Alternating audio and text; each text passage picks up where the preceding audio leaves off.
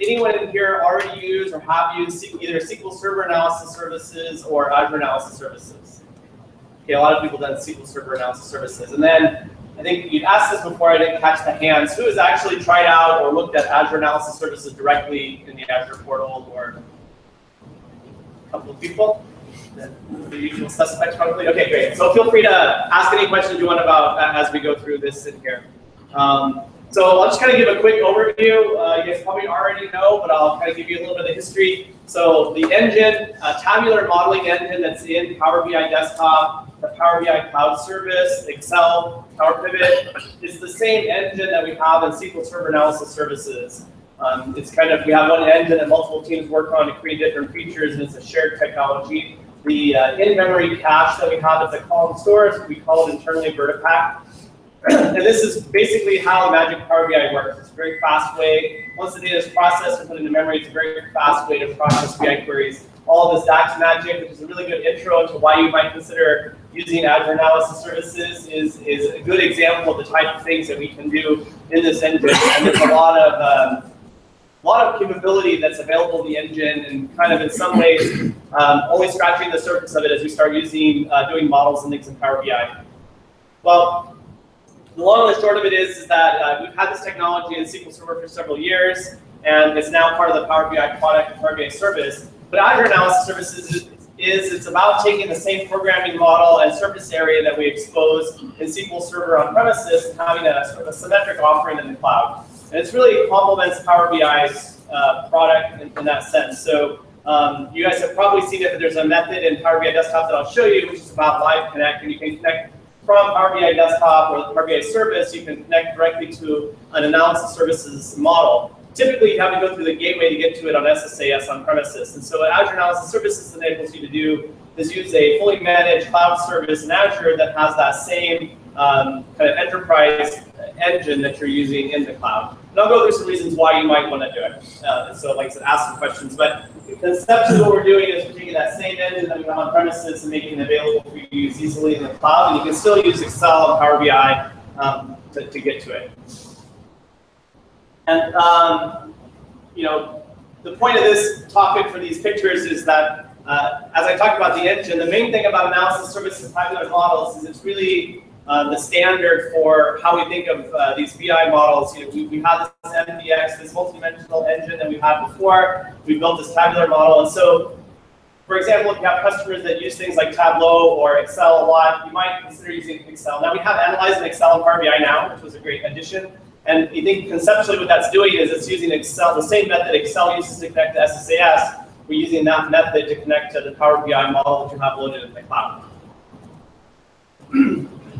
And the key reasons that people end up using analysis services as a different component from just Power BI. A lot of customers that I work with are maybe large customers. They'll ask me very often, do I need both Power BI and analysis services? And the answer from my point of view is pretty straightforward, is if the self-service experience that you're getting in Power BI is sufficient to solve the problems you have, you should just keep using Power BI. You don't need to add other things in. But as you start to have these other enterprise problems we'll talk about, it may be easier or more efficient for you to manage those in more of a centralized place. And so analysis services, think of it as more of a developer-oriented tool that you'll have to do more management, more development, more thinking about how it'll be used, because it's usually used in lots of different reports and many different scenarios. So back thinking about like many-to-many and setting that up, you know, you may not think it's worth your time to go through and set up a very complex model that is easier to use in Excel and in Power BI reports. But if you start getting more than 10 or 20 or 100 people using that report, it's probably worth your time to centralize that. So that's what we kind of start talking about, moving into this. We won't talk about the rich semantic model, since you guys already understand why you use Power BI to make a pretty way to understand what data is in there. But the part that I'll focus on here is that after you start creating these semantic models, what you'll see typically is that many different people are connecting to the same database and the same data source, and you start to have different versions of the truth running around. You start having different maybe calculations. Maybe one person fixed the revenue number over here. Someone else might have a separate report that they built by hand that looks almost the same, but maybe they haven't done cross filtering, right? And so when they do the report, maybe in Excel, you're not getting the expected results. So if you start having those kind of problems, or if your data sizes start getting really large and hard to manage in a Power BI refresh, this is when you want to start considering, hey, maybe we should take the next step and go into analysis services. And so this, what you would do is you'd be taking that same model that you built in Power BI Desktop, and you will be taking that, rebuilding and putting it into the cloud in Azure Analysis Services. And so things that we've done in SQL 2017 and Azure Analysis Services now is we support the same Power Query and M connectors that you would use in Power BI Desktop. We don't have them all released yet. We're sort of releasing them in stages. There's a few changes we're making to make them work better with things like source control and things like that, so they're easier to use in that environment. But it's really the same method of connecting the data and pulling data in. I'll show you an example. And then the other thing that you're going to do is you're going to be probably centralizing that model and having people make live connections from Power BI Desktop to build the reports. And what this does is this kind of gives you the classic example you have to talk about is something, say, revenue. Maybe for a lot of different parts of your business, you can have different people, as long as they're running their department, it works fine. But you start talking about sales numbers or revenue numbers, you really probably want to have people have the same idea of what they need. Probably want finance to weigh in and say that that's how we actually recognize revenue, and so that's a reasonable way to represent the metrics and the data. Just because you're pulling it from a SQL table doesn't always mean that you're really getting the right results. So taking that extra time that you might not invest in your self-service model that's just for you or your team is really when you're going to start getting benefits from having the centralized models that you're managing in Azure Analysis Services. I won't go through a lot of detail here. Let me just maybe go into the demo. I guess the high-level point is when we first launched, we only supported what we call 1,200 models. This was the SQL Server 2016 version of the tabular model engine. We now, once we've GA'd, we've released 1,400 model support, which basically catches it up to Power BI. We're kind of always in, even though we use the same engine, we're kind of in this dance where Power BI is building features and we're testing them at kind of enterprise scale, and then we push them into the cloud for Azure Analysis Services. So sometimes we're a few weeks or months behind some of the Power BI features, but we try to keep those in sync. Yeah? So you have an Azure Analysis Services, you have Power Query as your import capability now, is that true? That's correct. Okay. So what happened before was that, and I'll show you guys SSDT if you haven't seen it, but if you use Visual Studio to build a tabular model, it's really a lot like the old Power Pivot experience. It's like, it's kind of the old UI, and it uses a different set of drivers and internal connectivity stack to connect the data sources. So we have a different list of data sources you can connect to with Azure Analysis Services or Analysis Services. And over this last year, we've taken the M engine and the Power Query stack, and we put that into Azure Analysis Services, and you can connect more or less with the same things you can do with Power BI Desktop. Our goal is to have exact parity. It's just both of our teams are moving pretty fast, so it's just taking us a little time to catch up and get all in sync. But by the end of the summer or so, I expect that we'll be either exactly on parity or missing a few things, like, I don't know, some smaller items that maybe MailChimp or something might come a little later, but the big ones will be all caught up. So I'll show you a demo in a minute what that looks like in Visual Studio. So most of the rest of my talk's actually demo content. And the only other thing I wanted to highlight here was just this list of kind of common scenarios.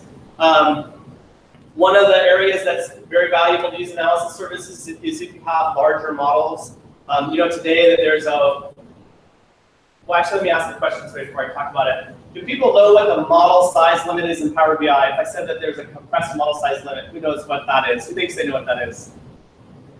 Has anybody heard about a 10 gigabyte limit in Power BI with pros? People, who's heard of that?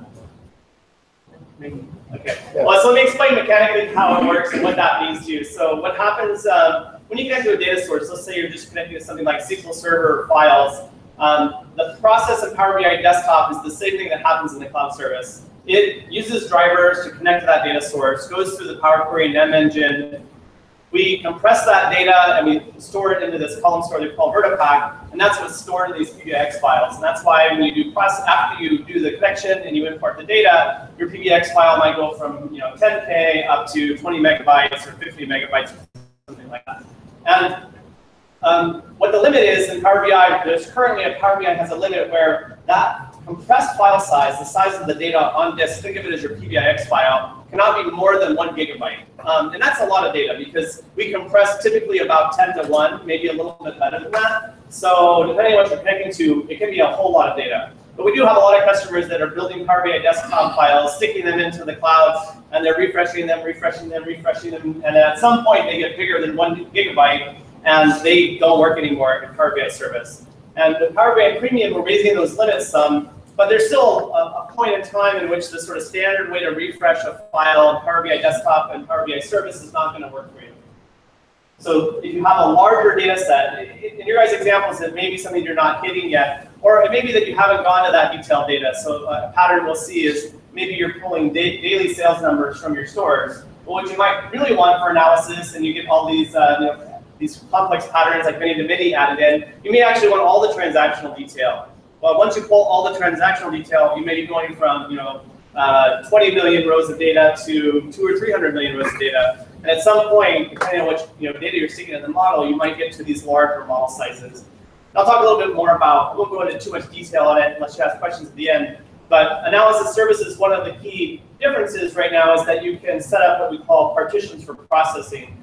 So you point at something like your big sales table in SQL, and you load in, say, 1 month of data at a time.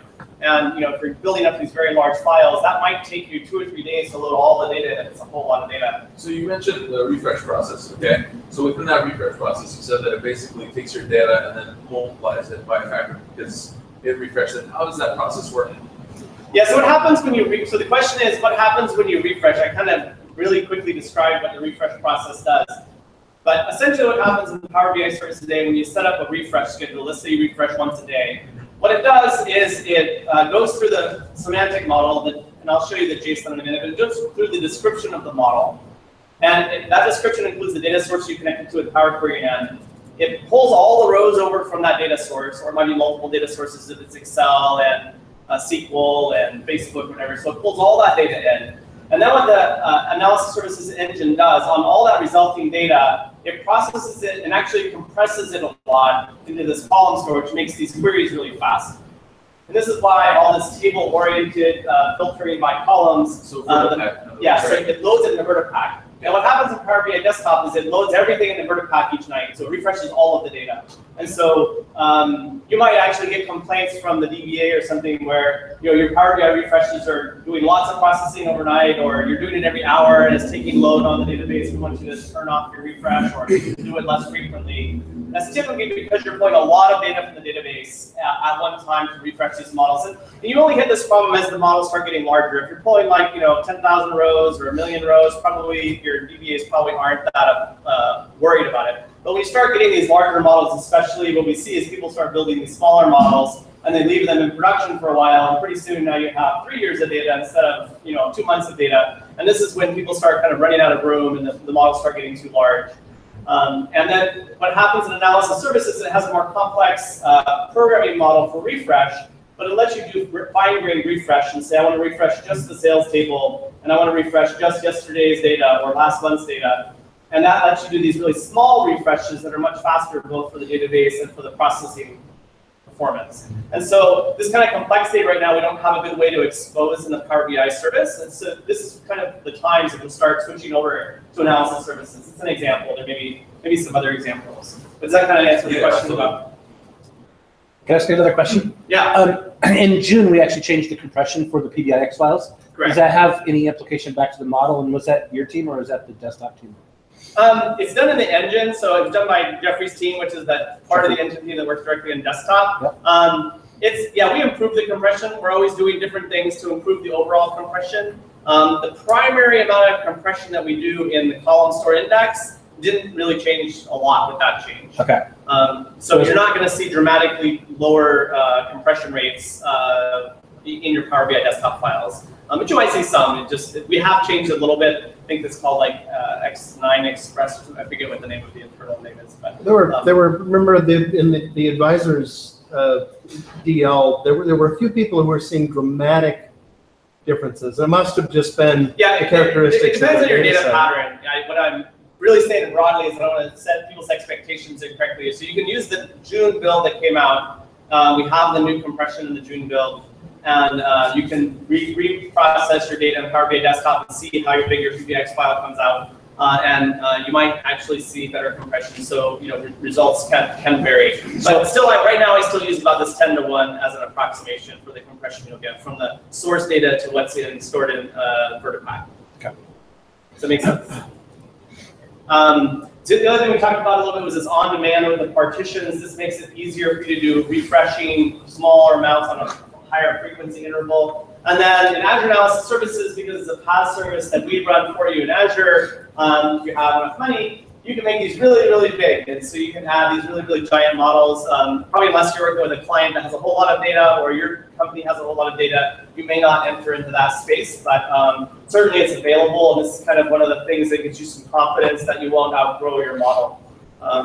Another question. Yeah. One of the things I'm working with an on-prem, with on-prem tabular models, and Visual Studio gets really doggy slow, and it isn't necessarily what I'm processing. It may be, so I've turned off the auto-calc and stuff like that. Is there any hope? Yeah. So the question or comment, I don't know if you guys heard it, but the Visual Studio tool, when you're working with tabular models, either on premises or in Azure Analysis Services, has pretty bad performance in many cases. And I can show some examples. The primary reason for this is the way that the tool interacts with the, now we have this integrated workspace server that is included in SSDT. And there's a lot of work we're doing to make the tools work better over the next several months. If you haven't downloaded the latest version of SSDT or the VisX file if you're using Visual Studio in 2017, I do recommend that you get on the latest version. I think it was shipped in the middle of May. We've done, in some operations, we've made a couple of order of magnitude improvements of performance, but we still have places where it's really slow. So if you have large number, the place we see this very often is if you have a large number of measures and you're trying to do measure editing, the experience is pretty bad today. And we can talk about some other tools that people are using right now, and we have some roadmap items to make this quite a bit better over the next 6 months or so. But it won't get better. Yeah, and it doesn't seem to have to do with the number of rows. It's a better, it's not, I'm not making big. Yeah, so kind of, we can take it offline a little bit, but it has to do with the way the metadata operations are being processed and done. It really has almost nothing to do with how much data is in your model in most cases. It depends on which problem you're seeing, but. Yeah.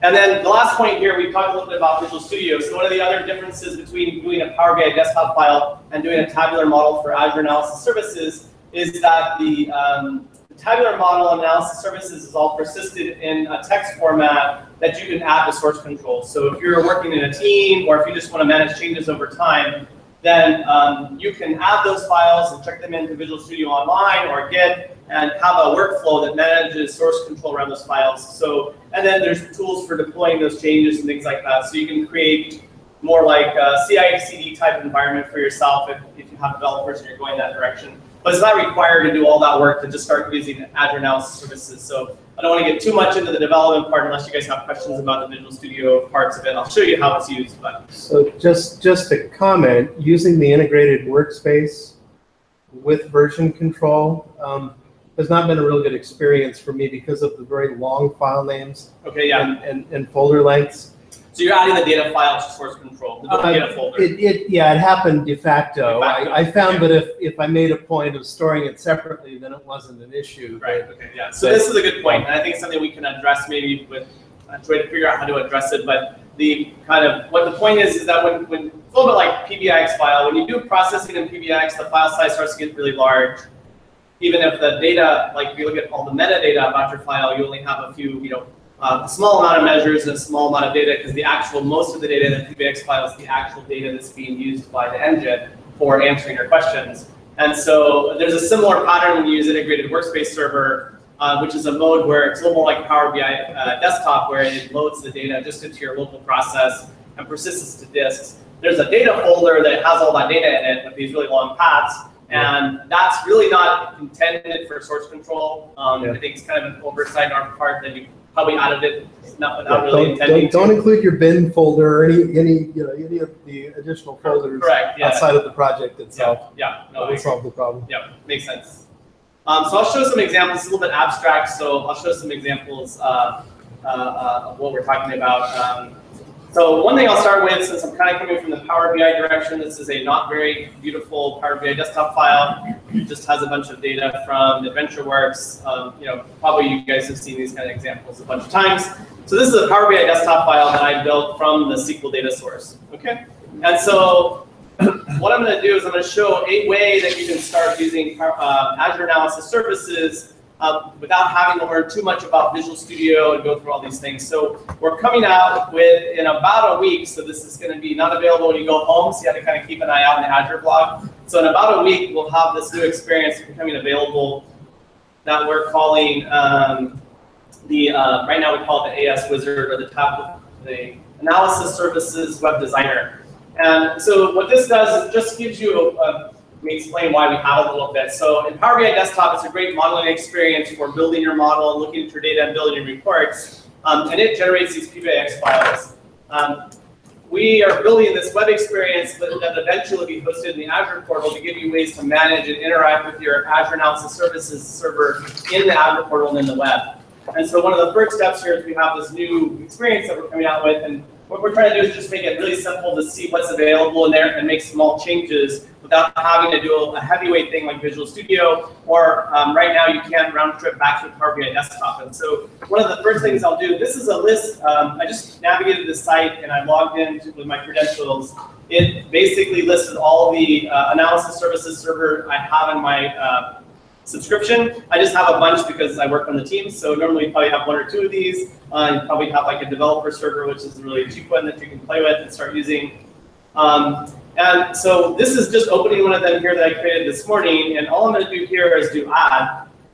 And so there's three options that we have available where you can connect to your SQL Server database or your data warehouse. For you guys, I probably won't worry about that. If you're good with Power BI Desktop, I would probably mostly start with Power BI. This is really for some ways that we're integrating with other parts of the Azure stack, with people who are coming from developing their databases and they haven't started using Power BI Desktop first. So since you guys are on that side, I'd recommend you go more this route where you do pick a file name here.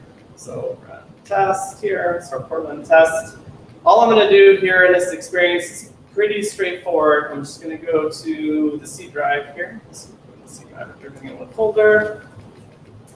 I'm just going to take that same PBX file that I created. It's about 12 megs.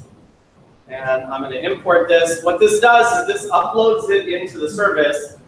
The service then looks at the PBX file, figures out what's in it, and then creates an analysis services tabular project from it.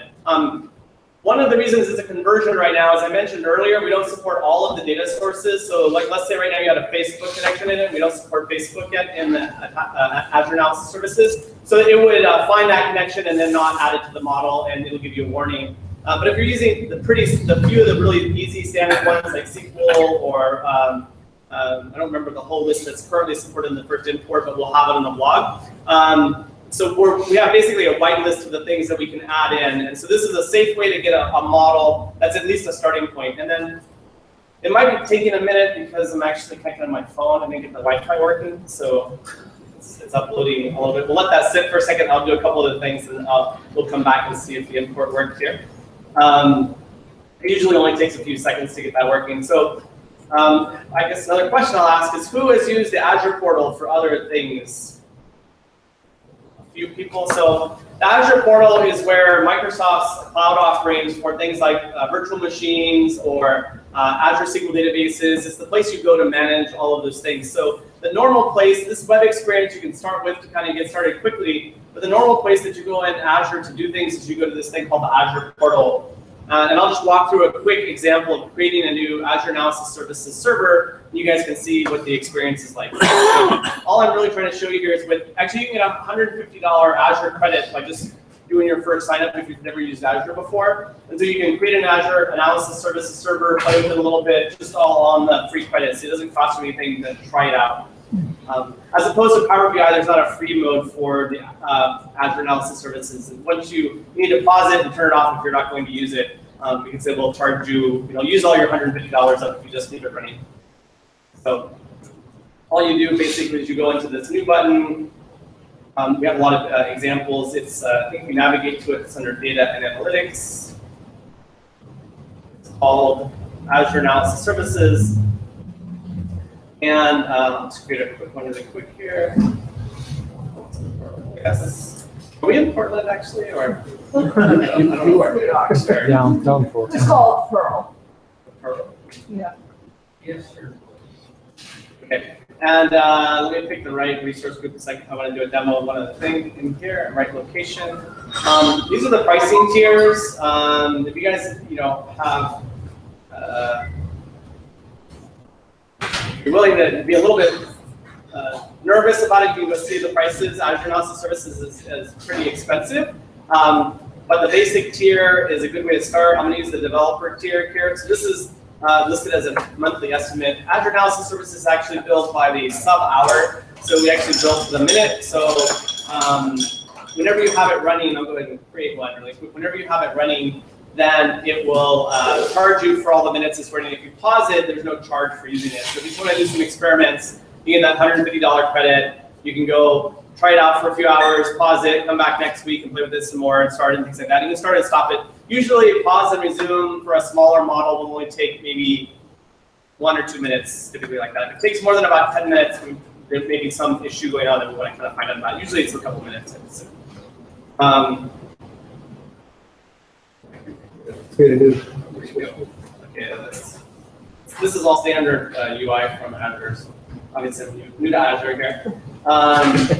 And one thing I'll do is I'll just actually show you. You don't have to configure a backup and restore account, but for some of you that are working with other companies, other teams, or maybe already have some SSAS that you're doing on premises, it's a nice feature to know about. So what I'll do is I'll pick a storage account in Azure. This is, if you don't have one, you can go through the UI and create one, but this is just using your existing storage account. So storage account in Azure, it's a little bit like S3 or Dropbox. It's a place that you can put files and store data in the Azure cloud.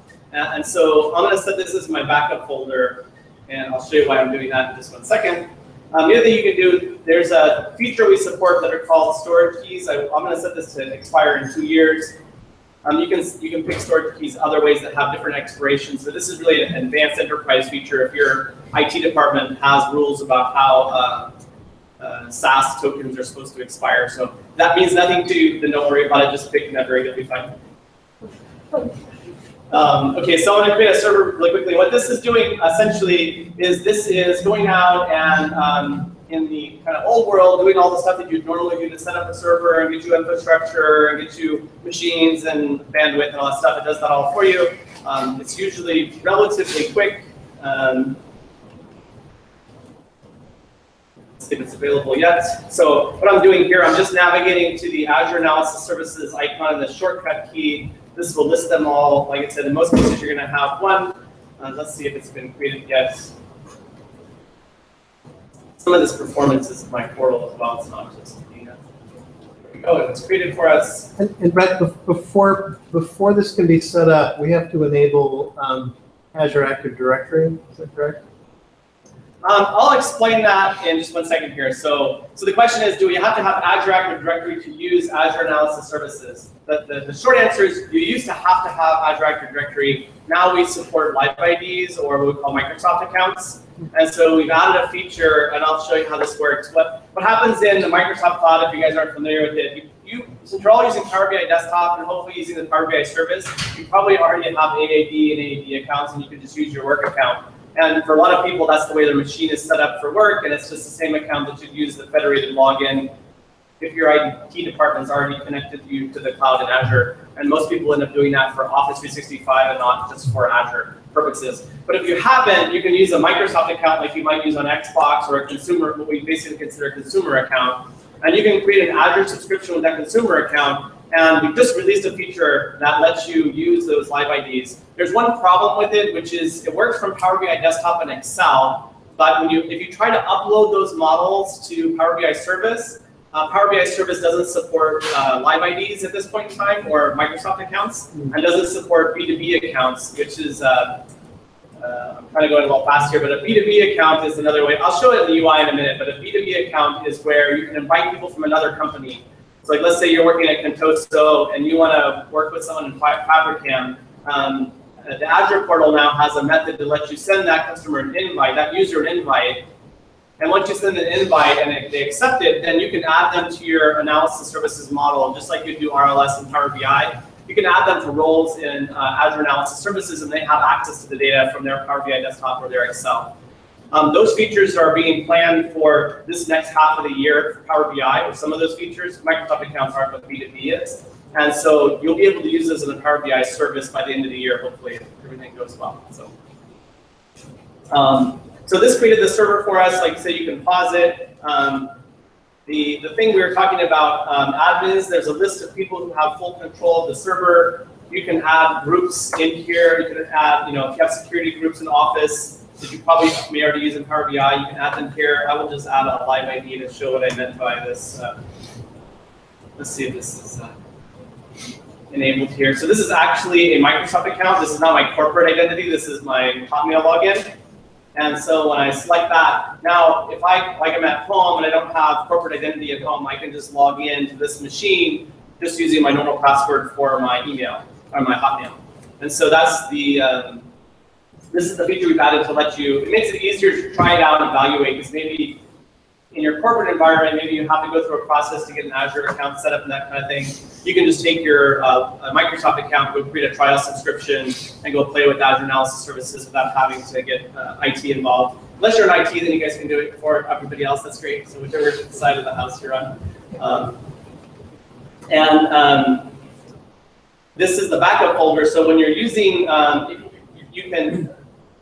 when you configure backup, this lets you, what I was going to say earlier about backup is if you already are using tabular models on premises, you can create a backup file on-prem, and then you can upload that to your storage account using something like AZ Copy or Storage Explorer, and then you can just go to Analysis Services in Azure and just attach that, and I'll show you in SSMS what that looks like. So you can just attach files that you would upload from on-premises. So if you already are starting on-premises, it's really easy to go to Azure Analysis Services, and if you're starting from Power BI, let's go back to the tool, and let's see if my upload works.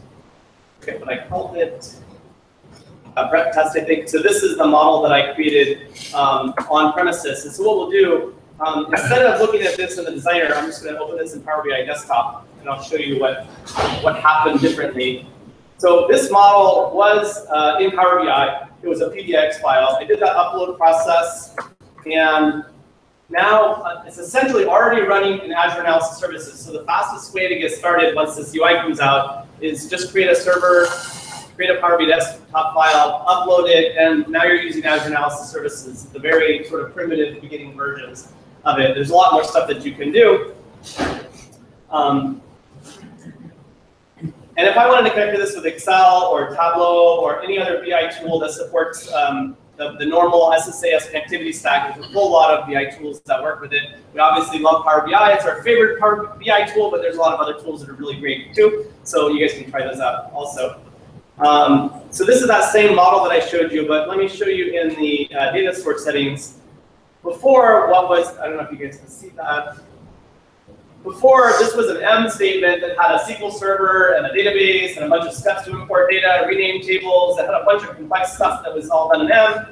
It took me like 20 minutes to build all, everything I wanted in there. It was not, super easy and simple. Now this is what they call live connection to analysis services. So this is just connecting to the cloud. All of the information on the right was created by the creator of the model, not by me creating this report. So what this does is it lets all that complexity, if you didn't understand all the many-to-many stuff, you can work with someone else and spend a lot of time building all the many-to-many tables and the relationships and getting bridges in there and doing all the cool stuff. And then once you do that, this will just exist in your tables. And so this information is all part of the now this part of the model, and this is going to go directly to the cloud. And this is actually running against that server in the cloud. So it doesn't really, at that level, it doesn't really seem any different than just importing it yourself, right? So it's not really that much different. But this is at this point would be the building block to start scaling that up. So let's say we started our model and we had a filter in SQL that said just grab 1 month of data, and let's say that made like a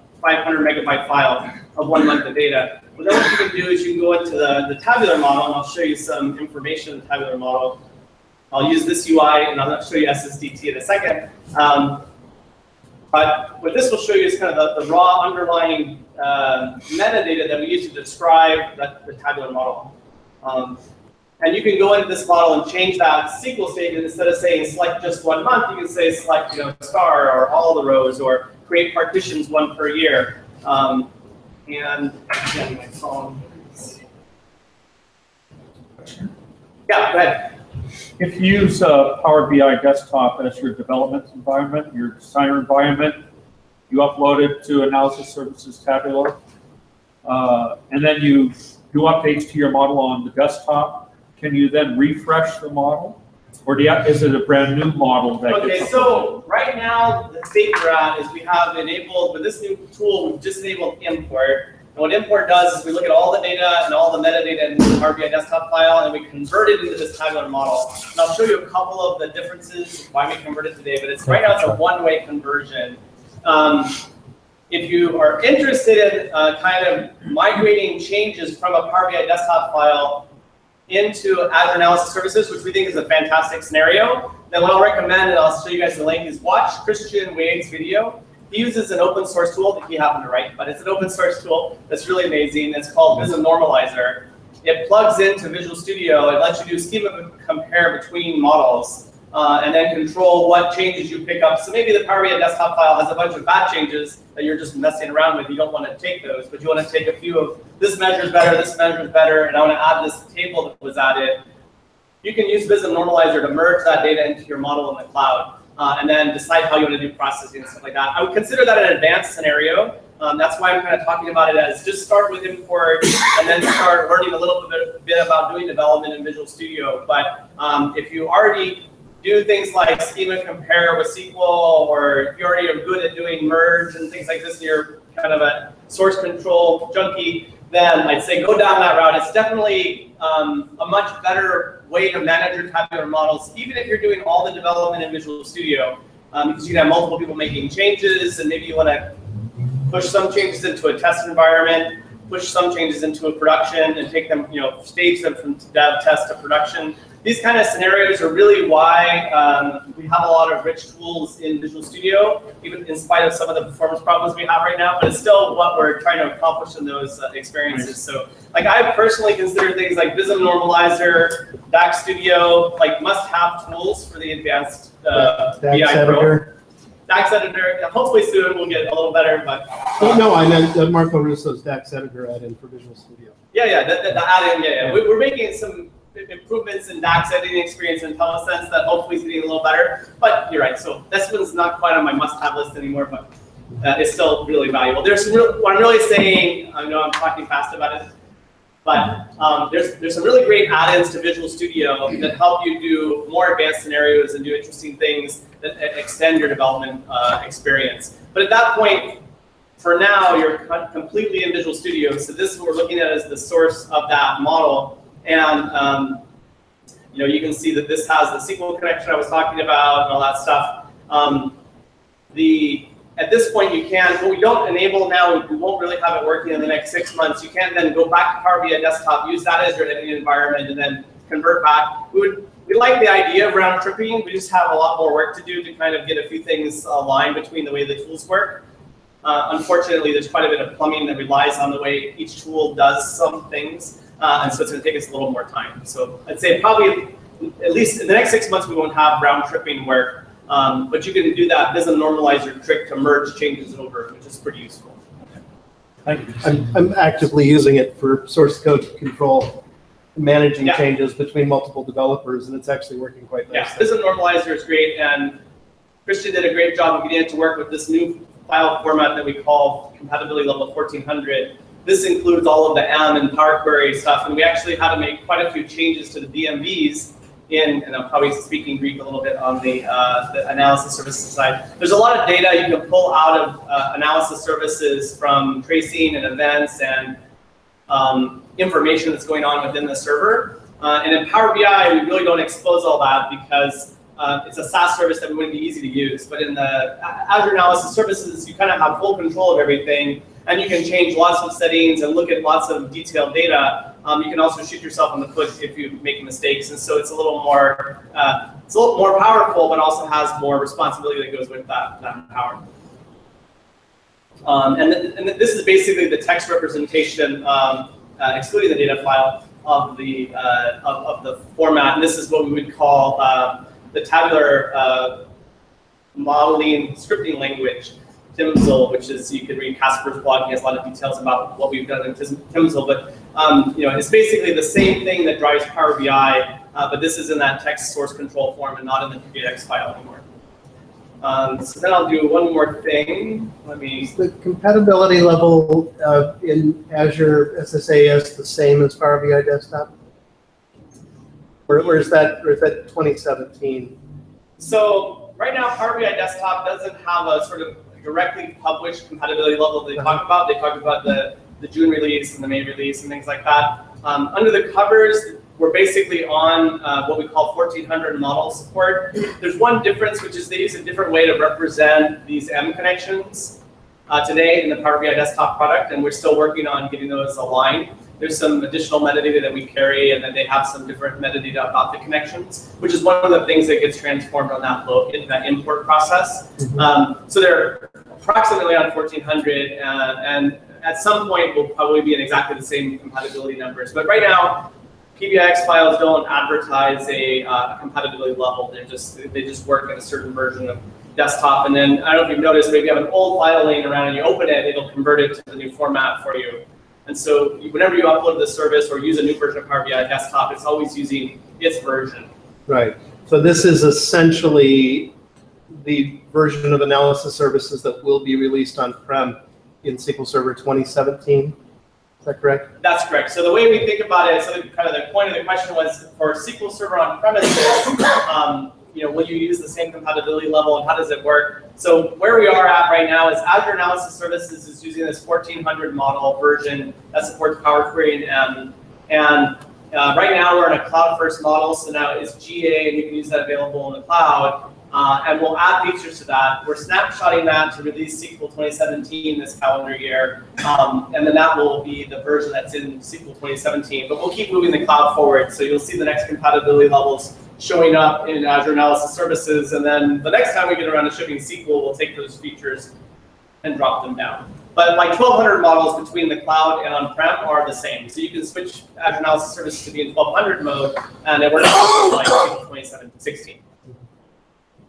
So when I am doing an import from, in a Visual Studio and I'm importing a convention model, say, recently we moved to importing those with stored procedures or functions or something. So you call a function, say, give me these rows from this table, right? That seems to be like SQL-based writing. And when we move to Power Query, is it going to be like a switch that's going to flip and it'll be M only, kind of? Is it because I understand the way it folds and talks, and whether it talks in MDX or SQL is a little different?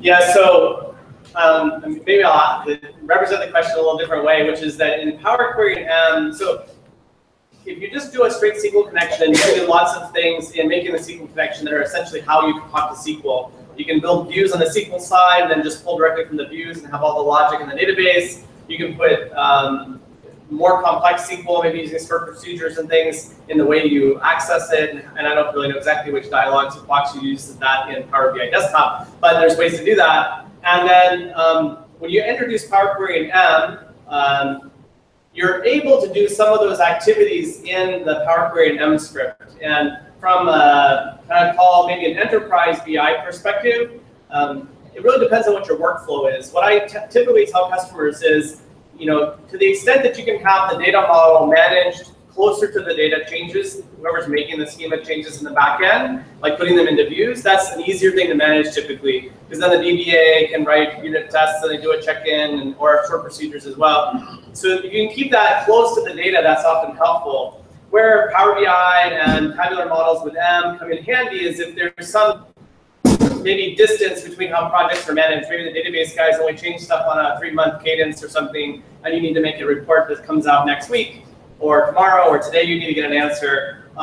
That's a good time to put a bunch of your transforms into the Power Query and the M expressions. But there's not, I wouldn't say there's really a right answer from our point of view. It kind of depends on what your workflows are and where you have more power. If something's complicated to do in one of the places and easy to do in the other place, I'd probably recommend you do that. Really, I try to optimize around maintainability. which is why I say sometimes it's easier to get the DBAs to kind of own some of that stuff, because if they make changes, they break them. They don't break all the reports and things like that. So on the enterprise side, I really focus on maintainability. Usually when you have these enterprise models that last a long time, your bigger problem is maintenance and keeping them correct and working well. And now you have dozens of reports that all use the same source data. And so I usually try to optimize around that. So what you're saying, though, and I think maybe Rachel's question was getting at, do you have to choose one or the other? I mean, if you're upgrading say 1,200 models or 1,400, it won't try to convert your, the way you're importing data into the model to M, right? You'll be able to do either or. Right. What we do internally, so this new compatibility level that matches Power BI Desktop is geared, I'll show you a little bit of the experience, is geared toward the Power BI Desktop experience. But we still have essentially what we consider these 1,200 compatible data sources that basically work exactly the same way as the old ones. The lights were going to go down. Yeah, no, they still work the same way. You really have maybe a little bit of a detailed conversation, and we have different people in the room, different levels. But so in Azure Analysis Services, as we add features, we tend to add new compatibility levels that describe those new features. And in general, the way it works is if you need the things to work the old way, you use the old version, and then you're pretty sure everything works exactly the same way. And then if you move to the new version, in general, most things will keep working and move forward. So if you set up bidirectional cross-filtering in 2016, it'll still work in 2017 as you go forward in Azure Analysis Services. So we keep those things compatible. But we do give you this extra lever of picking a compatibility level and kind of forcing all the tools to know. The main benefit you get when you switch to 1,200 is you force the tools to know what features you're using, and then that will give you warnings at design time, so you're maybe not tripping over yourself as much. So, but hopefully it will work. But if you have a problem and you can't get it to work, I got your number. And we'll figure it out. So the other thing I was going to show you is just opening one of these in. I'll start from Visual Studio directly. So I talk a lot about indirectly about Visual Studio. I'll just show you the really most basic sort of version here. If you create, this is created from scratch. There's actually, I might be able to do it here. Let's try again. This is a little faster way to do it, if I can do it from here. So if I open in Visual Studio, what this is doing is this is taking that same data we were looking at in the web browser, and it's essentially creating a little quick version of a Visual Studio project. So if you've never used Visual Studio before, if you've never used the tabular model, you might want to do the import, and then this is the first sort of way that you'll get into Visual Studio. I think I messed up having this dialog box up. Let's see.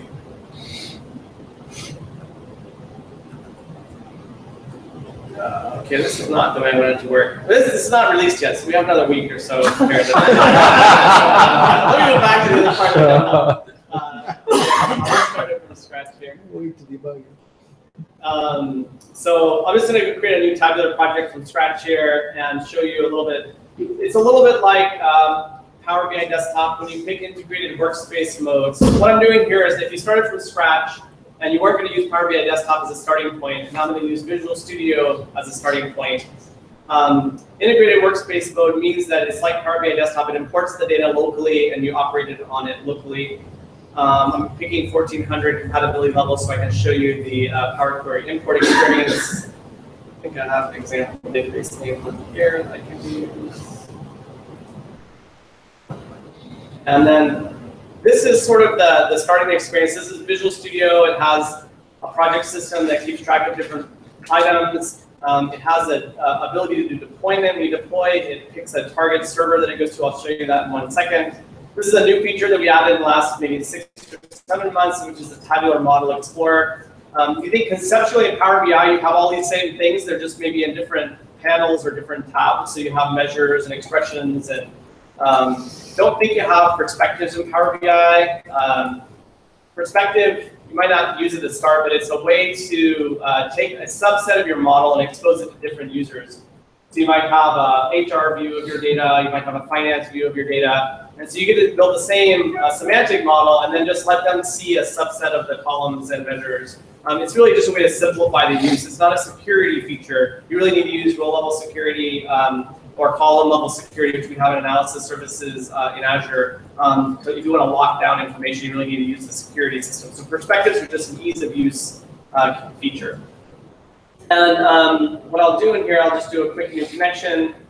This little button here is the same as the get data experience. So I'll pick like an Azure item, I'll pick Azure database. This probably all looks pretty familiar, I'm guessing. I need to pick this database because I did an experiment that's causing me a lot of pain, which is I disable view permissions at the database level of databases. So you have to actually know your database name, and I just haven't got around to re-enabling it. So, I think I'm going to do, let's see, I'll use database credentials for this one. I've been playing a lot with Azure Active Directory, and SQL Azure supports Azure Active Directory as well. It doesn't work that well for Power BI yet, so they're working on that this next semester. In addition, we are also in Azure Analysis Services, but there's a lot of great new things you're starting to be able to do where kind of everything in Azure is going to enable you to have the user as the user, and we'll carry those tokens across so we know who the user is that's doing operations, and it lets you put security in different parts of the cloud, which is really will be a nice capability as we move along through the system here. Get the right password. So this should look pretty familiar. This is more or less the same thing you do in Power BI Desktop. The main difference is that when you create a data source in Azure Analysis Services, you create one data source, and then you can add multiple tables to it. So in Power BI, you can sort of create a new query every time you go all the way through. In Azure Analysis Services, we separate data sources. We manage things like credentials and the path database. Separate that from the description of the table or the queries that describe the table. And so I'll just pick something here like products. Okay. This should all be basically the same as everybody expects. So not really anything. I can do normal Power Query things here, like add steps and things like that. I won't do any of those. That's true. And again, this might be a little bit constrained by my phone. I'm going to a cloud database, not one of my laptop. But. Okay, so I'll show you this a little bit when I come back,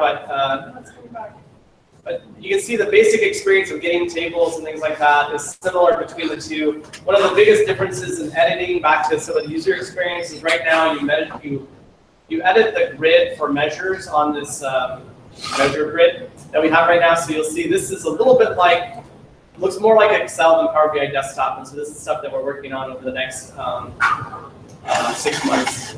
And you can see in the web experience, we've gotten away from some of these metaphors to make it a little easier to do. And it's transferring really slowly. Okay, so I'll go back and do one of the things. The last thing I'll show you really quick, and then we'll go do some more detail examples is, so this is a SQL Server Management Studio. Anybody in here use SQL Server Management Studio before? Okay, a lot of people use it before. Okay, so basically for Azure Analysis Services, it works almost exactly like it does on premises. So you can go look at the tables, sections. I just need to refresh this, I think is what I did. I let that sit between. Okay, so those things came in here. So this is the data that came in that same spreadsheet. So you put measures in here in this little tiny formula bar. This is where you type measures in up here. You can also go to this.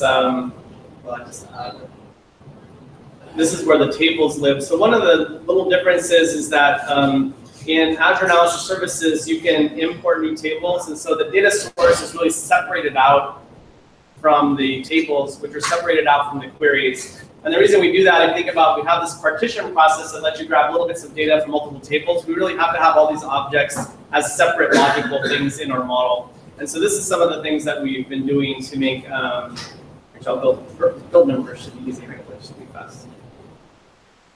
So my phone should work better. So now basically I added 2 tables. If I do import here, I added 2 tables to the system.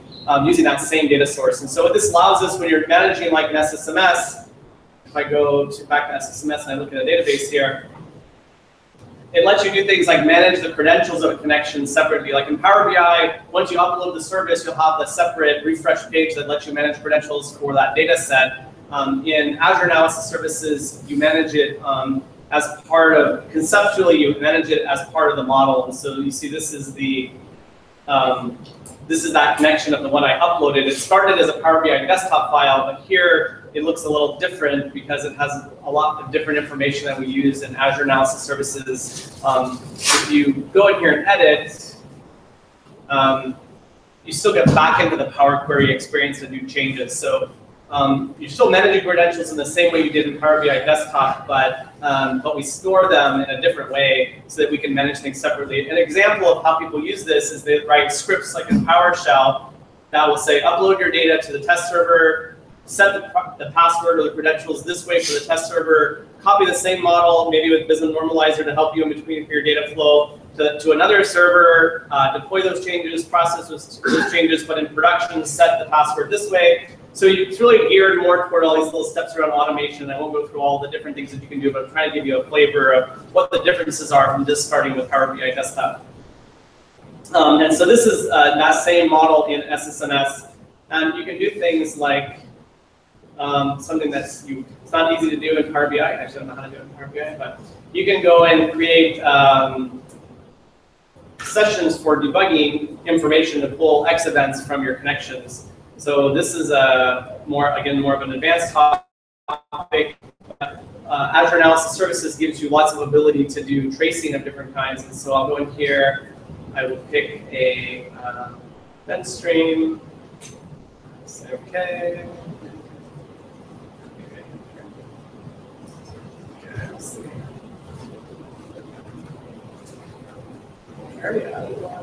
It says session name cannot be. Oh, I see. I guess we have. Okay. Some things in SSMS and Visual Studio are still really old UI, so that's why it's a little hard to use. So this is a connection, and if I do watch live data, and I go back up here maybe as an example, what this is doing is, which one did I set it up on? Run test. It's trying to make the connection right now. And so this is actually getting trace information from the server. So I'm doing a refresh against that same Azure Analysis Services server that's in the cloud. And you'll see that I'm getting lots of detailed data about what was happening. And so we have a sample to work on now is how you might use this to do things like audit logs and things like this. There's all kinds of things that you can do. You get lots of rich detail because basically, you think of it this way: it's a cloud service, but it's your server that you can change how you want and manage how you want. You can pause it, you can start it, you can do processing. There's a lot of rich functionality in analysis services, and it's all available to you. And for the most part, there's a few minor exceptions. It basically works almost exactly the same as on premises today. As we add more features, it gets different than it is on premises, but today it's very, very close to it. So like all the books and things like that, almost all the information in the books applies directly to Azure Analysis Services. And so this is just another table that's in the model, and you can see this is that separation that I was talking about, where we have a data source that's separated from all the tables, and then if we drill into the tables themselves actually have partitions, which is separate those individual queries I was talking about earlier. I won't go through and set up a partition, but you can set up different partitions and have different processing rules for the partitions and things like that. So these kinds of advanced techniques are really the reason that people would be moving to either they already have something on premises, or they're want to kind of change the way they manage that Power BI model because maybe it's getting more adoption or getting larger. And this is the reason that people start to move forward. And I think with that, that's the main. Is there anything else I wanted to kind of show in the demo? Those are the main things I wanted to cover in the demo, and I wanted to leave some more time for questions. So. I can show a lot more things like managing users and roles and security, and we have other advanced features in Azure Analysis Services like column level security. So if you want to lock down a table, you can hide things in Power BI, but you can still get to them from DAX. And so there's actually ability to lock down tables and columns in Azure Analysis Services if you need to prevent people from using them.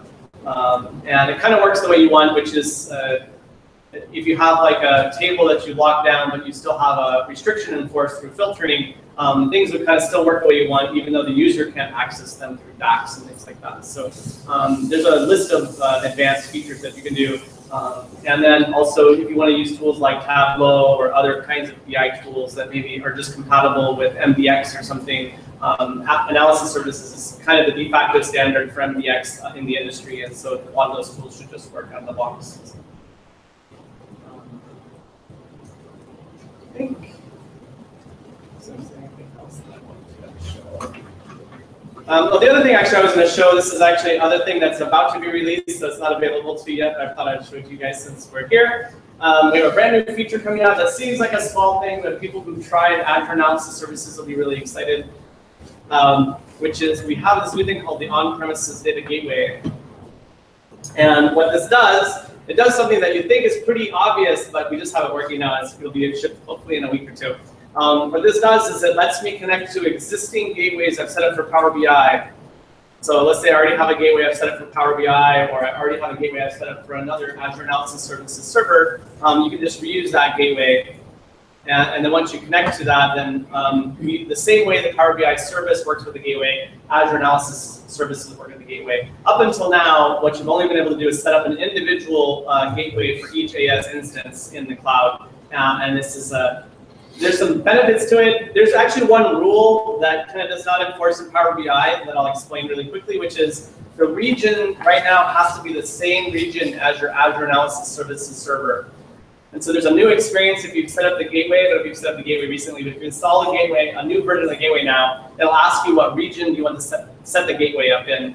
And I think it defaults to the region that your Power BI tenant is living in. So if your tenant's on the West Coast, it'll probably be US West, and it'll just set up there. But let's say the database you're connecting to and the users you're supporting are in Europe or something. What you might want to do is you want to set up Azure Analysis Services in Europe, or maybe you have a data locality restriction that for legal reasons you have to keep the data in country or something. Then you might want to set that up there, put the gateway in that same region, and connect them all together. The reason we require them to be in the same region right now is that we did a bunch of tests, and analysis services, usually you're moving a lot of data, and so the egress charges and a bunch of problems that we get into in terms of latency and reliability. Right now, we're just putting this as a restriction. If that becomes a problem for you guys, you can let us know down the road. We can reevaluate that. But our tests show that it's not going to be worth your problems for us to not have this restriction right now. So we have this as a requirement. So it's a minor new feature. It's going to be coming out probably next week, and it will let you reuse your gateways that you already have basically set up.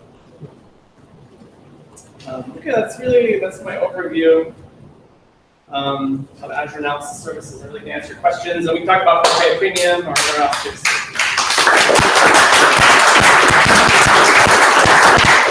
How long does it usually take your customers, on average, to switch over from their current legacy systems over to AS services? It depends on what they're starting from. If they're starting from something that's not very transparent, like Click or something like this, it can usually take a while to rebuild the reports. A lot of the time is on the reports.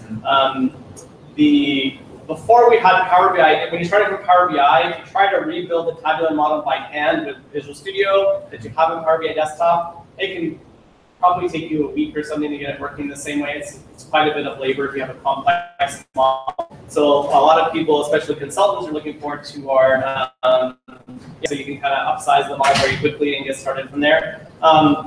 If you just have a basic model and just kind of like you're doing in Power BI Desktop and use the Power Query experience and import and things like that, we have customers that go from project creation, like inception, the idea of the project, to a fully working tabular model in 2 or 3 days on their project team. Have maybe a product manager or a business person, maybe one BI developer and an analyst, and building Power BI reports and that type of stuff can be pretty quick. The biggest thing we see, we have this older technology that we call multidimensional that we still actually love, and if you are a multidimensional person, we can talk about it afterwards a little bit, because most people here probably are not that interested.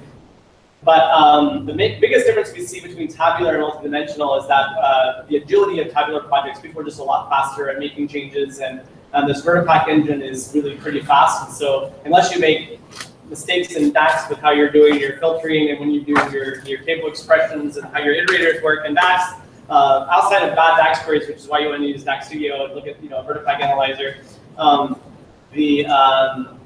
You can really do a lot in Vertipack very quickly and not have to do much tuning. So it's very forgiving because the underlying storage engine is very, very fast. So that's the, so on the flip side, we do have projects that take many months, 6 months for people to get working, but usually that's more internal process problems. Right? So NGX models will be supported in Azure Analysis Services? Okay, I kind of glossed over that, I guess, earlier. So right now, Azure Analysis Services only supports SQL Server 2016 1200 level models and above.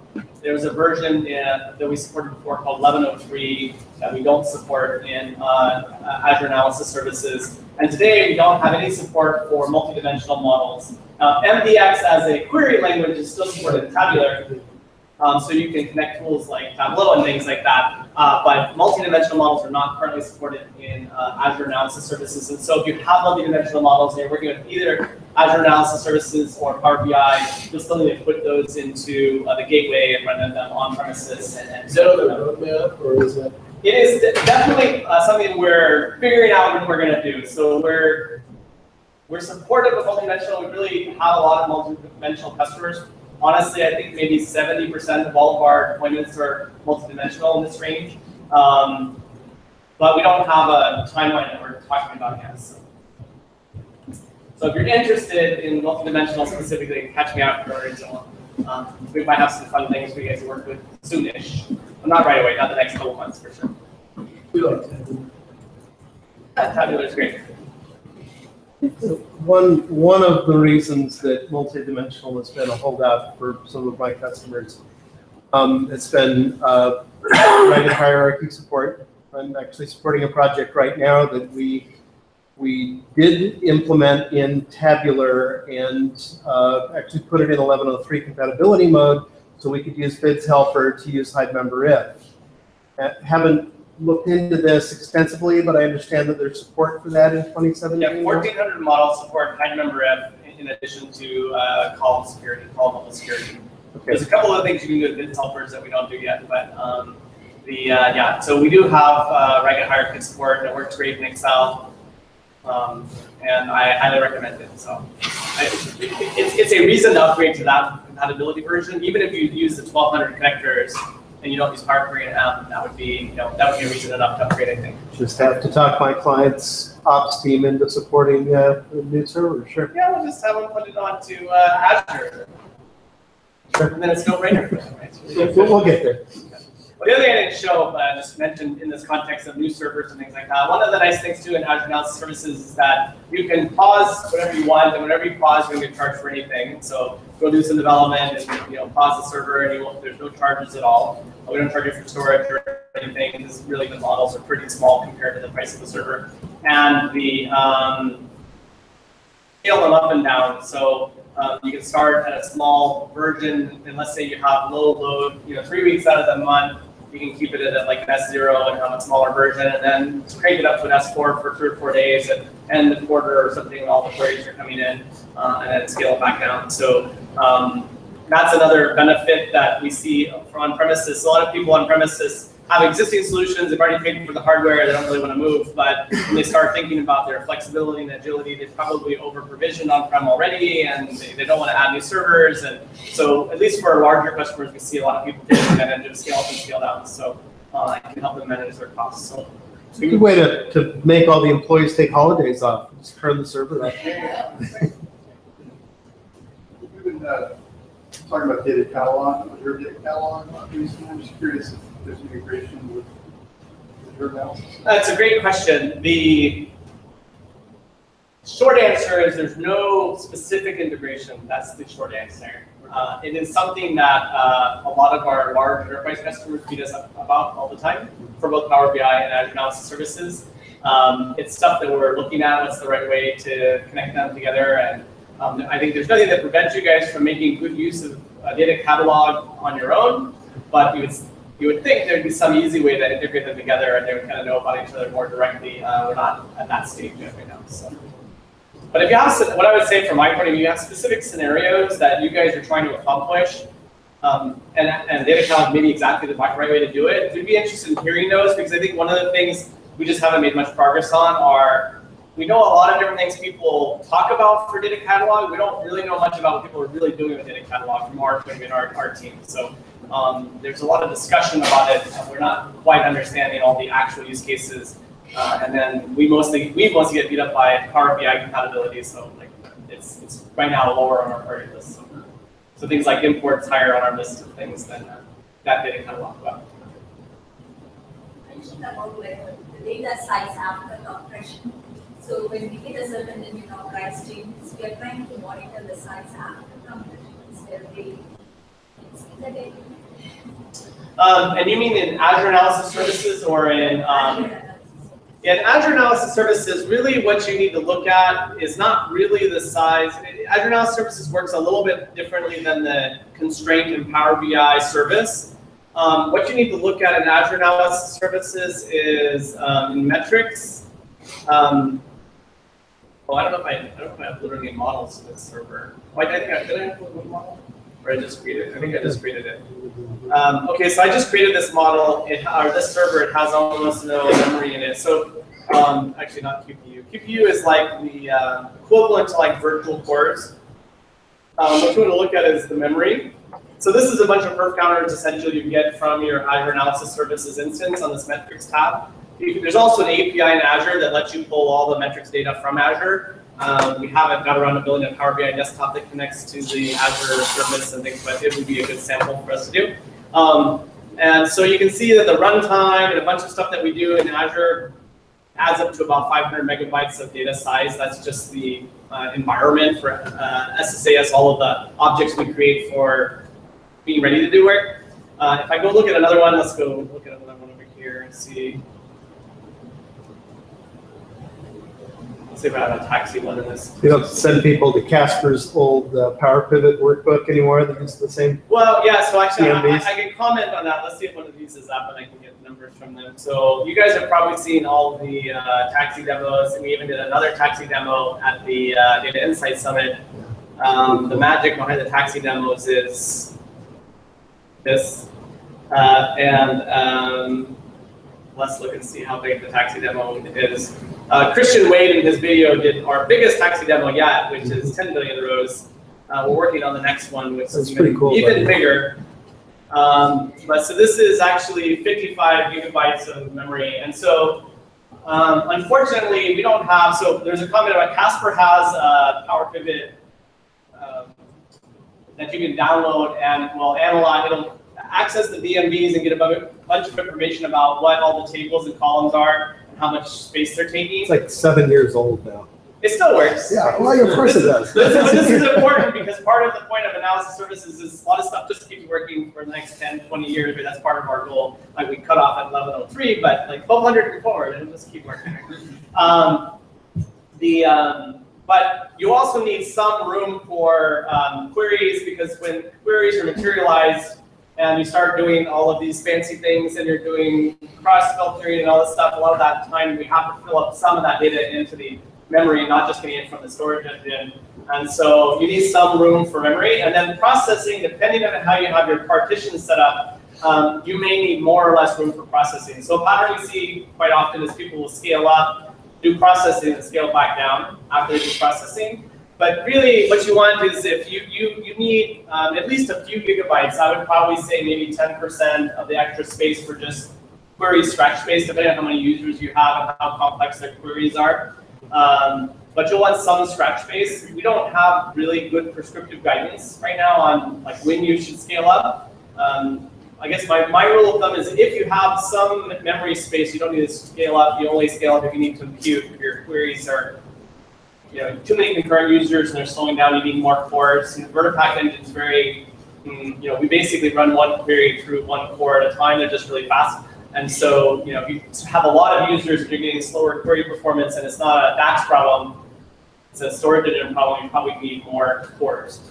So regarding the cost of running these, I mean, is the cost based on sort of the DTU model, some combination of memory, processor? Yeah, so we have these pricing tiers, and you can scale within the pricing tiers up and down at will. But the way they're priced conceptually is that each tier is a combination of the compute resources required. And so right now, back of the envelope, 20 query processing units are about the same as one virtual core.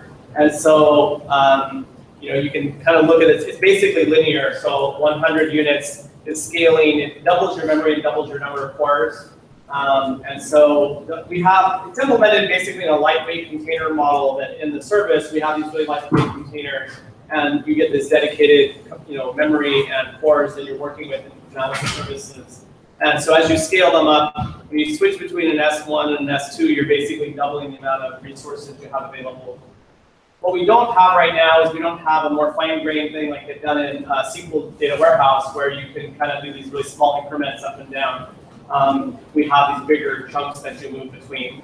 It's something we're looking at, to have more of an elastic model or a method for you to dynamically allocate more resources. But right now, you can take these different chunks, and you know, so you can start with, say, an S0, and you can scale up. I can't scale this one down because it's the big demo, and it requires 56 GB of RAM just sitting there without queries. And you start doing a lot of queries, it builds up a good another 10 GB of RAM and query overhead if you have a bunch of demos going on at one time. So that's like $100 a minute or something. What would that have cost us? I think the to run for a month? S4 is, I don't remember the prices. It's I think it's like $7 a minute or something. I forget. It's not cheap, but it's really high performance and you know. That's don't leave the lights on your MSDN account for a minute. Yeah, exactly. Yeah, we've done that, haven't we? And the D SKU, which is the kind of, I think it's probably, I think of it more like we call it developer SKU, but I think of it more like a demo SKU. It's like more of something to play around with how things work, because it only has 3 GB of memory, which after you load, say, a gigabyte model into, and you have some scratch space, you don't have much room left. But for development purposes and things like that, it works. You can do a lot with it. And then also, there's a developer license for Visual Studio for SQL Server 2017 and 2016. So you can also deploy on premises if you just want to if you have some hardware laying around. Because it's very compatible, you can just do your development with a developer license, which is free. Then just take a backup and then restore that to Azure Analysis Services. So one of the reasons, I don't know if you guys have worked with SQL Azure, but we really wanted to make sure that backup and restore work correctly so that you could do work on premises if you have that hardware already available. If you're starting out brand new, you don't have hardware, you don't have people to set up AS for you, you don't have people to do the install, and you've never done it before, I recommend just starting with a V1 and just start easy and just stay in the cloud and don't get in the whole on-prem part, from my opinion.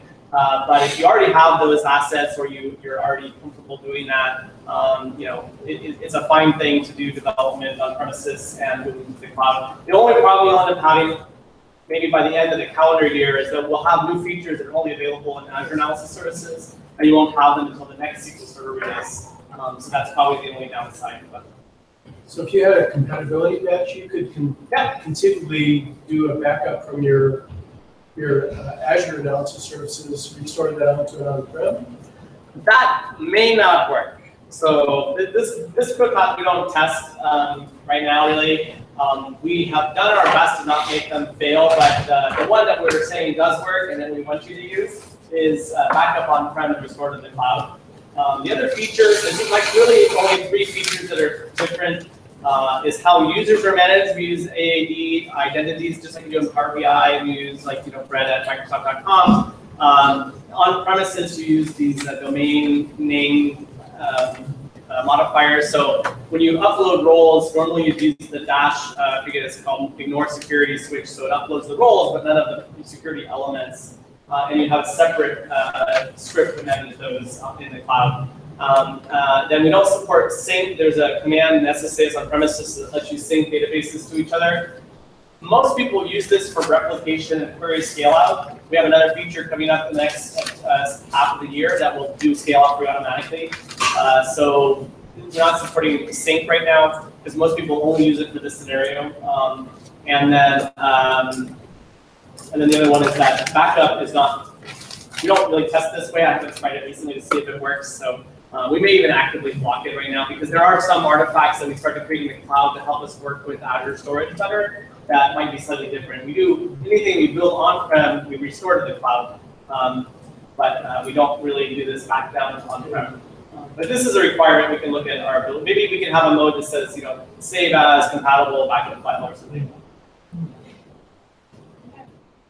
I probably missed some of the presentation, but I just want to know that what kind of current Power BI desktop is very user-friendly interface. But compared to this Azure, probably required to have developer background, you know how to do this, SSAS, that kind of interface. So what's the advantage for this new? Yeah, so what I would say is that, I think that I'll kind of repeat the things. It seems like a lot of these additional tools beyond what Power BI Desktop is very straightforward, very good user interface, it's easy to learn, or it's easy for you guys to learn now, so you're not new anymore. But when you started, maybe it was a little harder, but now it feels very comfortable, it's pretty easy to use. And all these other tools, some of them look old and funky, some of them just seem complicated, and it seems like a lot of extra overhead to get some capabilities. And this is a good assessment of where we are right now, basically, is that they are kind of complicated in their add-ons of problems and not to have new things you have to learn. The main reason to do it is if you're starting to hit kind of headroom issues with what you're doing in Power BI. There's really two main scenarios, actually, I see people use them. One is they just have growth needs, and they really need to grow more, and they really need these other capabilities. And there's a learning curve to it, but it's not as bad maybe as I'm making it out. I mean, you can learn it in a few weeks and go through some tutorials, and it's not as bad as I'm making it out to be. It's actually pretty easy, especially because you don't have to do any setup and all the PaaS services all managed for you. You're just learning some of the tools and things like that. The other place I do see people do it, even if they don't have the growth problem, is when they have this, one source of the truth issue, where you really need a corporate model that's managed at a corporate-wide, and it's not. What happens? We see a lot of people who we love self-service. We think it's fantastic. We love Power BI, but we see lots of people who come to us and they're like, we have 40,000 Power BI models, and nobody knows anything anymore about anything. And so, we love that empowerment to unblock individual teams, but there are certain things, and typically it's in main system-wide areas like, it's HR and finance and kind of key areas where having that sort of one source of the truth is useful. And it sounds like an old, late 90s or early 2000s cliche for BI, but we really see it that it's valuable. And you can actually operationalize a lot of that stuff in Power BI with the right processes. So I'm not even saying you have to use the Azure Analysis Services, but Azure Analysis Services is really designed for this to have concepts like dev, test, and production, and people who want to spend maybe 2 weeks developing 5 or 6 measures so they're really fast. It's not something you're going to do for just your model if you're trying to work on maybe not 2 weeks, but 2 or 3 days of really trying to understand a few measures and get them working well. Not the kind of effort you want to put into some model you're just building for your team and it's close enough and it runs in query takes 10 seconds, but you don't care, and it could take 20 milliseconds, but you really don't care. But it's a bit of a hurdle. I guess the reason I brought this up is that one of the things we're trying to do with this import experience from Power BI Desktop is if you just have some small problems like headroom, like a feature we're planning to add to the web experience is a simple refresh schedule, which if you mess with refresh in Azure Analysis Services or on-prem, you might have to learn other tools like Azure Functions or SSIS and other things. And so we'll do some built-in things that do simple things. But really, my recommendation is if Power BI is working for you today, you should just keep using Power BI. It's a lot easier. It's when you start to hit these problems that you want to start to branch out if you have things that aren't quite working yet. And really, it's a better together scenario from my point of view. I have a lot of customers that ask me things like, well, can we just move everything to Power BI? And like Microsoft, we have rights to all these products and we use them all the time, right? So we build that. And we use a lot of Power BI, we use a lot of SSAS on-prem and a lot of SSAS in the cloud. We use all of them all the time. And we mix and match them to make the scenarios the best. So I think what I find most exciting about what you guys are doing is that we have a migration path now. And before it was either you architect an on-prem solution with analysis services the old way, or you build it in Power BI. And though there was some commonality in skills, generally speaking, you had to retool. And this gives us a path from Power BI to something much larger and scalable. And my elevator pitch has, in favor of analysis services, whether on cloud or on-prem, is, partition management, so you can do incremental data refreshes and data loads. True row level security, which typically we're going to implement in an on-prem model or in a scaled model. And just scale in general. Yeah, I think those are the key points, and we'll continue to work on both and make them both better. And part of my goal is to make sure Power BI keeps getting better than the old analysis services, and analysis services keeps moving forward. So we will keep innovating in both. And I think what we're hopefully doing now is we're working hard to make them work together better, and we're kind of just turning that corner now. Like Power BI, we wanted it to be successful, but it took a while for it to really start to get very successful. And now it's very successful. Analysis services in SQL 2016, we're kind of back up a little bit on the treadmill here, and we're kind of getting closer in sync. And we're going to keep moving both sets of products forward as fast as we can. And so I think hopefully we keep that working together, scenario working, and the other thing too, we didn't talk about it much, but if you have scenarios where you have embedded reporting and things like that, one of the other little changes that happened with Power BI Premium is that you can, used to be you had to have a pro license to connect to Azure Analysis Services. And so now with the Premium offering, so you can actually connect all your users, if you have Premium, and that's a scenario for you, or you want to do this new embedded SKU, if you guys haven't looked at it, it's a way to do like embedding in, in apps, and Teams, and SharePoint. You can get this embedded SKU and connect those to Azure Analysis Services models or to normal Power BI models. So that's another kind of new emerging scenario that will start working next month when the EM1, EM2, and EM3 SKUs come out. So actually EM3 might be out already, but the new smaller Power BI Premium SKUs come out. With HD Insight and Data Lake, and I'm curious about what other services you expect to kind of come into play to start blending analysis services in Power BI desktop in the context of enterprise.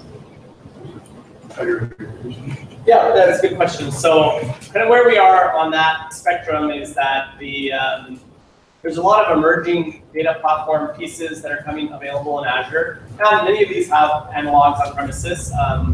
In the cloud, it's things like HD Insight and Azure Data Lake. SQL DW now is a scale-out version of data warehousing in SQL. Those products are advancing well and quickly, and then Power BI Desktop is creating connectors to them. Now with the 1400 compatibility level, we support basically the same connectors with some slight tweaks to make a few scenarios work differently, but it's the same engine. And over the next 6 months, we'll continue to add more of those connectors. I think the way I see it is a lot of people are using SQL or legacy data sources of various kinds, and then a lot of new projects that are maybe broader in scope. If you have the reason to do it, you have enough data, you have enough kind of information you're trying to pull together, then people are starting to either use DW or HDI. Data Lake is starting to come out, but it's still pretty new. But I see a lot of customers using HDI or Data Warehouse. Data Warehouse pretty much works pretty well today with Power BI and Azure Analysis Services. Data Lake and HDI are kind of starting to work. On HDI, I think the issue is Spark is still a little bit hard for people to use. If you get any kind of decent interactive performance, is still pretty challenging. And so I think there's still kind of a industry-wide skills gap between I have data in Hadoop and I have really fast reports. And so we're working a lot with the data team, the data platform team, to try to work through that over the next 6 and 12 months. So I think that's an emerging area. I think all three of those products are probably pretty solid parts of the bigger data story. It would be DW, which is easy in there, Spark, and HDI, which are there and not that easy yet. And then ADL, which is coming up, and the next 6 or 12 months, I think, is going to keep making a bigger chunk of that marketplace. Do you expect that your Azure DW customers will mostly gravitate toward Azure analysis services as a complement to? Yeah, so it's kind of interesting. What we saw a lot, well, so we didn't really have Azure analysis services at first, so we didn't we announced last SQL Pass. Before that, people were starting to do experiments with DW, which was in preview. We saw a lot of people trying to build Power BI directly to DW, and we saw a very consistent pattern, which was it worked great on your desktop, and you were the only person using 600 DTWs, and you loved data warehouse. It was awesome having whatever 100 servers over your own server. Okay, and then then all of a sudden you have 500 people or 100 people start trying to hit data warehouse with Power BI desktop reports, and each of the reports was really well done and beautiful and has 50 queries per page, and you get using slicers all over the place, and then the DBAs are screaming and the Azure people are screaming, and so we saw lots of problems in this. And so the pattern that we're using internally and most of our bigger customers are kind of moving toward is kind of what we call a hub and spoke model. And this is what we talk to our field about a lot, which is get the data landed in something like Data Lake or upcoming ADL and Spark. Get it landed in some place like that. And that's really the right place to do complex things like machine learning jobs or these kinds of more batchy things that take lots of compute. It's really the right place to do those things. But then you start doing a lot of these interactive query experiences with end users, you really need some indirection. If you can import a small amount of that data into Power BI service directly, that works great as long as it's a cloud model. But a whole bunch of people think, oh, I just set the direct query run and I'll have all the data, right? And I'll just do all these queries, and it's a bad choice, so don't do that. So what we see is this what we call hub and spoke model, where you manage the imports into Azure analysis services. And from a roadmap perspective, we have a lot of work going on how to make all that really work well between Power BI, AS, and the way you use Vertipack and the way you use the source system. There's some really cool stuff that'll be going on in the next 6 months. We're not going to disclose yet, but we have some cool stuff going on there. And so we really see this what we call hub and spoke model. Put all the data in one place, build out your HR model, build out your finance model, build out your team performance management, whatever, your project dashboards or whatever. A few of those things or many of those things might end up in Power BI directly in the SaaS service as cloud models, and many of the shared things like we talked about the enterprise-wide will end up in these analysis services models. Do you see much of a use case for using Azure analysis services in direct query mode against your source systems?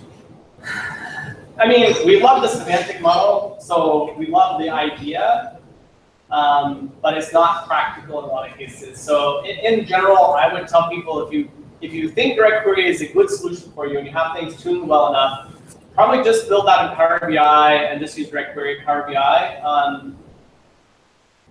And really, it just depends on your query patterns. It's really hard to predict. We do have customers that run, even internally at Microsoft, many of our big systems, we have managed to do things in a way where direct query works really well. And the times that we end up using analysis services for those is when we have lots of different reports that really need to use the same direct query model. And it's hard to kind of copy those into all these dozens of data sets in Power BI, just operationally kind of difficult to manage it. So that's the time we have seen direct query being used a lot, but people that end up using Vertipack in the middle somewhere are happier. So if it's a reasonable solution for you based on your data freshness and your processing expectations, then I think we see a lot of people putting that Vertipack hash part in the middle, and the way we're kind of trying to build the next 6 and 12 months of the roadmap will reflect that this is some combination of Vertipack and direct query is what a lot of people will end up with. Like a really nice scenario in 2017 and Azure Analysis Services now is a Visual Rows capability, which changes the way that you can, it works well in Excel, it works in Power BI, you get to work well in Power BI desktop. But it lets you control, when you drill through on a pivot table in Excel, it controls what query gets run on the other side, so you can filter the columns down and pull in related columns and things like that. That kind of approach where we're using more intelligence as we go to other data sources is more what we think the direction is going to be, something like that. So Charles has a question. I don't know if there's a prize if somebody guesses right, but a big cuddle from the sick guy. So, since the GA release of Power BI, how many new features have been released? as of today? That's what I've been working on. I'm doing a webinar tomorrow on what's new and exciting. And I went through and I counted them all. Any guesses? Somebody take a guess. Paul, you're usually good for a guess. 23. No. 23 would be a good guess for this month. 490. Not even the right ballpark. More than 400? 400 was my guess. Okay. More than that? Anybody else? 1,200? 1,200 is pretty close. 902. That's counted a couple, the compliance reports we've done. So we just got SOC 1, 2, and 3 compliance this week. It's not even the trust center. So 902. I'm not going to go through 902 features tomorrow. Now, Charles could probably name them off in the chronological order. You know, I probably could, since I actually have been sitting here doing a report on it. And I've showed you guys all the community gallery. But if you actually want to look at what month we shipped what feature from the inception, it's actually on community.powerbi.com. Well, we have geeked out tonight. I know that this topic is maybe a